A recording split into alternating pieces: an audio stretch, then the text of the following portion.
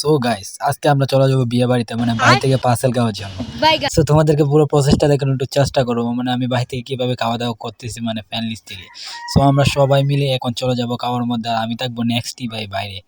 এখন বাইরে থেকে আমি চেষ্টা করবো 1-2টা খাওয়ার জন্য, যাই হোক এখন তোমাদেরকে আমি একটু দেখানোর চেষ্টা করবো।